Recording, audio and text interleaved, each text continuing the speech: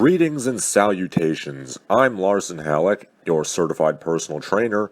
You know, we talk a lot about martial arts and self-defense here, but you know what we need to talk about more? Psychic self-defense.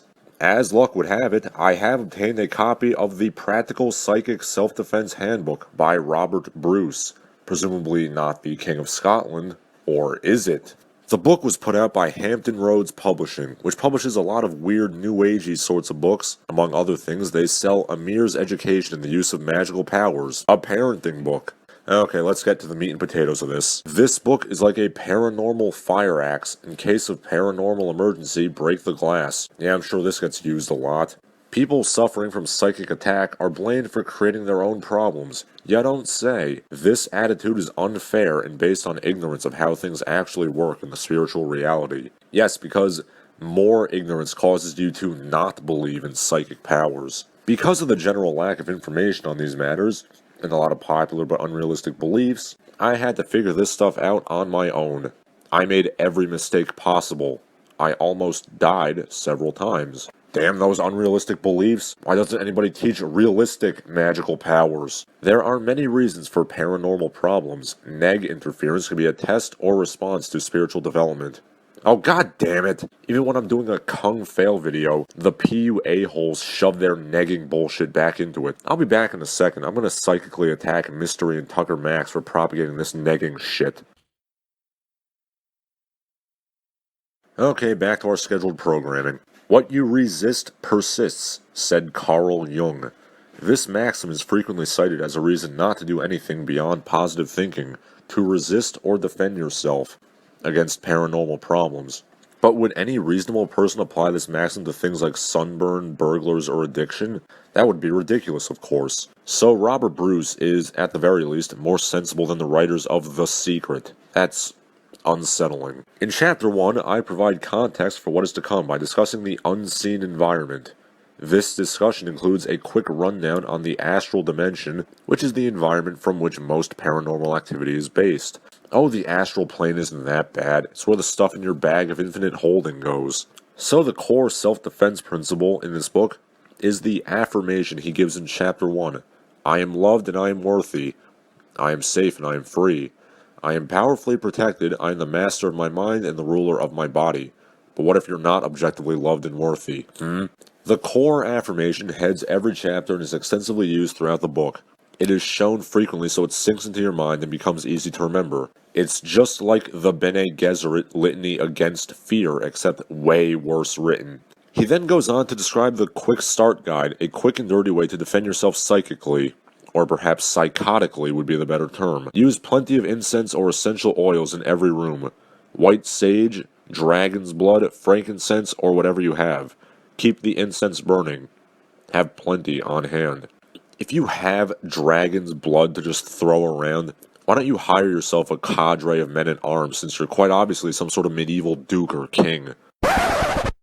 Dragon's blood is actually a type of resin made by a certain type of tree.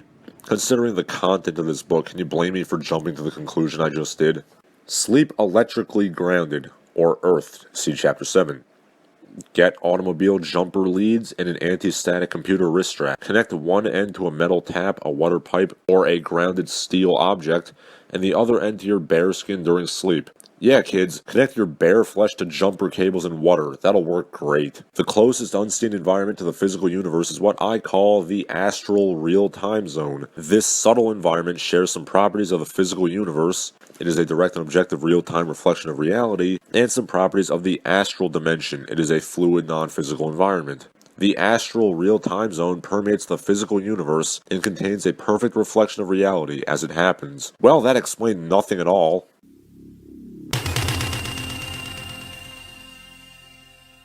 Over 30 years of observing Negs and experimenting with countermeasures, I have developed a workable profile that fits the majority of troublesome Neg types.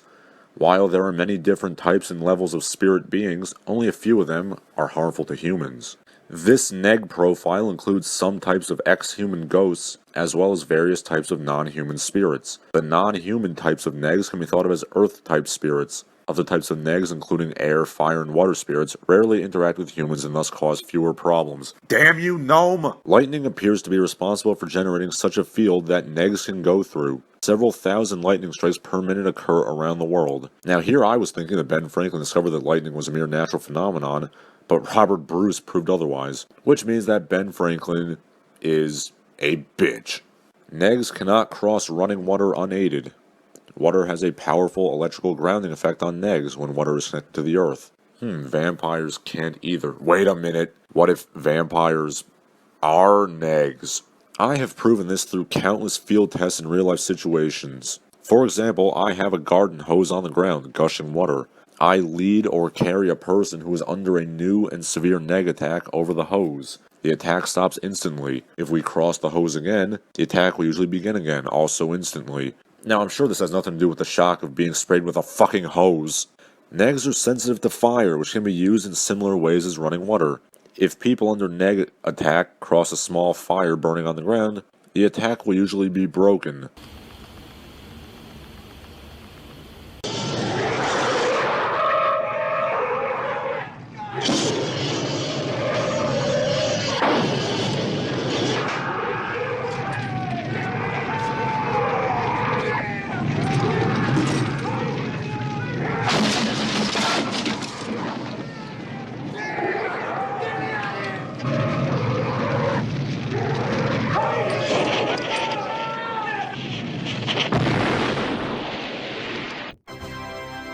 Psychic vampires drain people of vitality through any type of contact, in person or remotely, such as via telephone calls or live internet communications. We all know people like this. Spending even a short time with them is exhausting. Oh, I thought those were just people who shop at Walmart.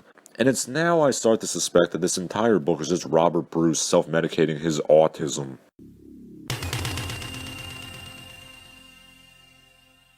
Step 1. Identify where it's coming from. The person most likely to precipitate attacks would be the type that tends to brood about things and hold grudges for a long time. You don't say. Often without realizing it, people cause their own neg problems. They might, for example, be angry and unforgiving towards other people and be inadvertently psychically attacking them. So in other words, worrying about other people causes you to panic and become spiritually unwell. I should really just stop here.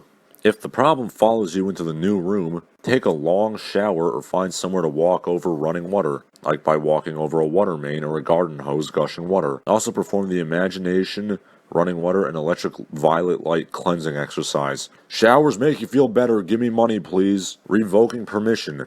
Actively revoking permission can help to reduce or break a neg attack. Spoken words are far more powerful than silent thoughts, because the spoken word activates the throat chakra and projects words directly onto the astral level, making them more powerful. So essentially what you do is just randomly yell "shut up" at nobody in particular.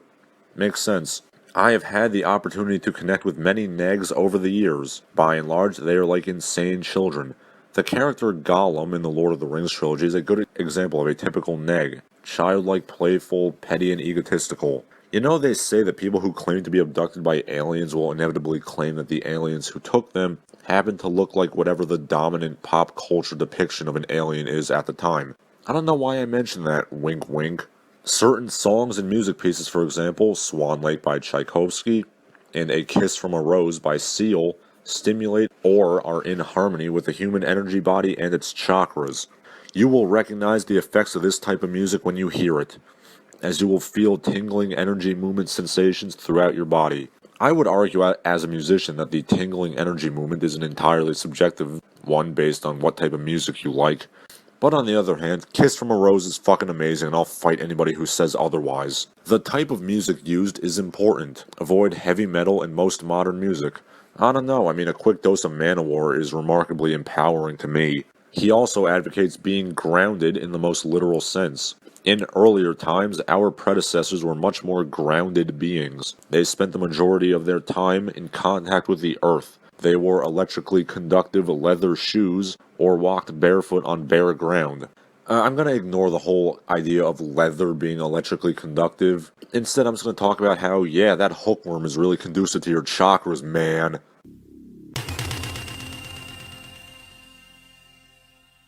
The names of archangels and regular angels can also be used with a banishment pentagram. For example, Michael, Gabriel, Uriel, Raphael, Azrael, Ariel, Metatron, Sandalphon, Zadkiel. I prefer to invoke Raziel, actually. He gets shit done. In all seriousness, Raziel is actually an archangel in Hebrew Apocrypha, so yes, you can invoke him. And so, in conclusion, the more people who resist and overthrow neg influences, and the more children who grow up neg-free, the better the world will become. May the light of grace always shine upon you. So, in reading that, I've hopefully equipped you, my audience, to defend yourself psychically.